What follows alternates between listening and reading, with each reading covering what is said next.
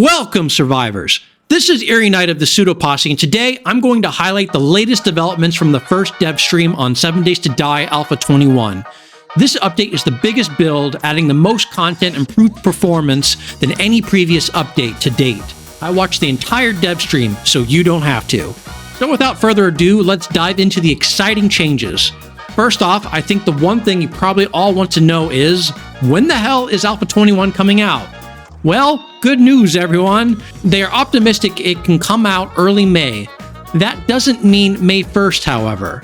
More conservatively, it will come out late May. Trader compounds are seeing a massive facelift. Trader Rec's new compound and compounds in general are much larger and have more personality. The surrounding structures and props are more improvised, almost makeshift looking in design, and have lots more character and reflects the personality of the trader. For Rect, he is all about farming and alcohol. And of course, he is the game's resident asshole, so his compound reflects all of that. Trader Bob's compound, on the other hand, reflects his skill set in mechanics and cars. His sign itself, Bob's Salvage, pays homage to his interest in cars. It is comprised of car parts. Again, more improvised, makeshift-looking art assets in the game to really sell that post-apocalyptic lived-in feel. You'll even see prop vehicles that look like the player craftable ones, but are not lootable or drivable. Just shown to showcase what the player can look forward to as they advance through the game. Moving on, doors have seen a real improvement across the board. There's now even double doors. No more 7x7 bases, ladies and gentlemen. Before you had to build an odd number sized base to center your single door. Now you can build that sweet 10x10 base and still have that symmetry. There are many new door types: rolling doors, glass doors, sliding doors, elevator doors, cabinet doors, you name it. Furthermore, as doors are damaged, you can even shoot or melee through them. The new danger meter is reflected in this Tier 5 prisoner POI. You'll notice in the upper right, novice gain corrections appear, which is the name of the POI entered. This will happen for any POI you enter in the game. The red skulls represent the difficulty associated with the POI, and the orange skulls represent the added difficulty due to the biome. For the same POI, it will have added difficulty in harder biomes. There is now a new quest type, the Infested Clear, which takes POIs and multiplies the number of zombies within, roughly doubling their count. There are bigger rewards and a special loot box when you reach the end of these quests. Currently, this quest type supports Tier 2 to Tier 6. You heard that right! New Tier 6 POIs incoming!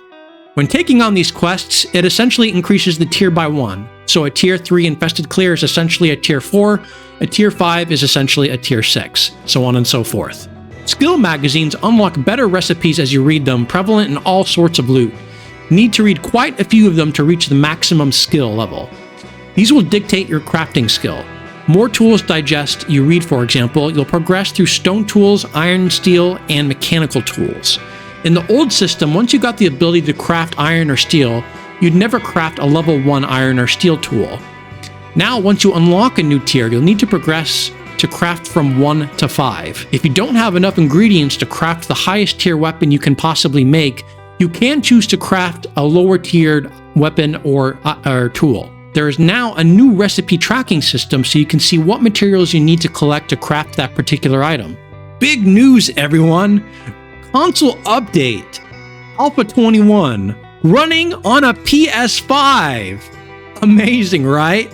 Of course, it's got a different UI, and it even has full resolution textures.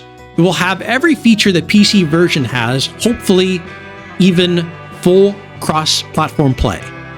No current release date yet announced, so stay tuned on that as it develops.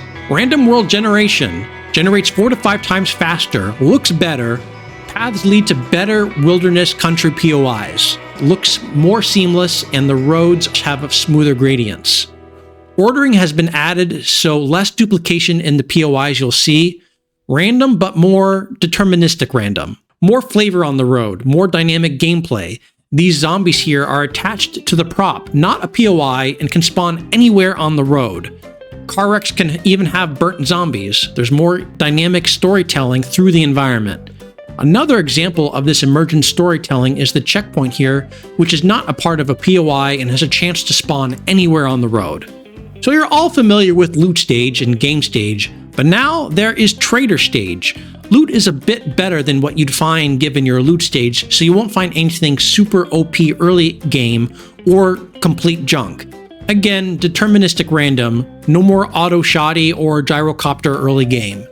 More likely to see a bicycle or your colored weapon, maybe one level higher than what you can currently find in the world.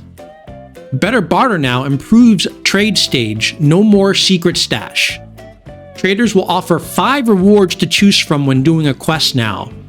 There are now better performance improvements, the Unity version update, block calls, tree improvements, zombie AI pathing optimizations. Increased zombie numbers are exemplified in Infested tier quests.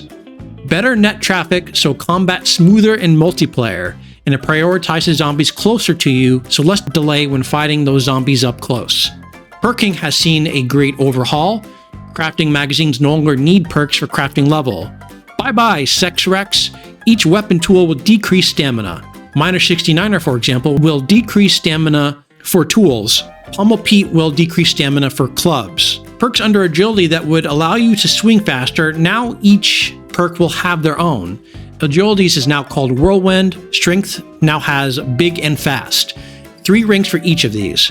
You can now specialize into what you want to use instead of dumping points into unnecessary perks and attributes you don't otherwise want. Each attribute is now more standalone.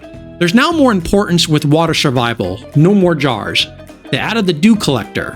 One high-end part to craft the Dew Collector, and it's a bit harder to get to, and you can't spam them on day one.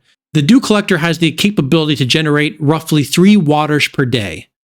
Water abundance is not right away, but you can totally build up to it as you progress through the game. And early on, you'll need to make the decision between making that duct tape or drinking water. You can, however, drink water from lakes and murky water in general to survive, but will have a chance to get sick. The water purifier mod still exists in-game, which can get around this limitation. If this change proves to be a big bomb, they will fix it. For those of you who don't use the spear, reconsider. They are now removing the throw and adding a power attack, so it will behave similar to other weapons now. It will do more damage, pretty powerful, with excellent range. Vehicles will take more damage bumping into stuff like trees and walls and whatnot. Multiple repair kits will be required to repair vehicles dependent on the amount of hit points it has. It'll still be pretty forgiving and it will take several head-on collisions to lose all the health. But you can't run over stuff with impunity and drive recklessly. Do not ram into walls. Environmental hazards. Continuing to integrate more of these into multiple locations and POIs in the game as they develop. For example, you can pass through a hazard at your own peril, so better press that switch to turn it off instead. With the water rework, it is now more utilized in POIs. It is better performing, conforming, and flows better. Destroying the ground around water will cause the water to flow and fill in the void. You can even pile water now more easily and the water will spread out. Dig yourself a pool and fill it with water. All of these are now possible with the new water system. Here are some smaller quality of life improvements they've added to the game. There are now increased loot bags from wandering hordes to encourage players to take them on. If a wandering horde is just a bunch of dogs and bears and shit, you will still get a loot bag from them. When looting in general, the container will now appear for small things, like garbage and whatnot. For larger containers, it will have a new visible look when it is open, so you can easily see if something has been looted or not. No more mousing over to check if it is empty. There is now a weak armor debuff, which shows when the armor is almost destroyed. And when collecting resources, it shows you how much you collect and the total you have in your inventory as indicated by the parentheses. So I hope this all has been very informative for those hungry for Alpha 21 news. There will be another dev stream next week, most likely centering on the new art, which will even include a sneak peek of Alpha 22's new player character models and outfit system. Speaking of Alpha 22, it is about 75% done and is a smaller update than Alpha 21, so we shouldn't have to wait another year and a half for that update. As for Alpha 21, there will be about 2 to 3 more dev streams before Alpha 21's release, which again will be in early to late May, and we will continue to summarize each of these dev streams after their debut. With that in mind, I hope this video has served you all well, and we'll see you in the next one. If you found this video informative, please like and subscribe to this channel, and I'll see you in next week's dev stream. Adios.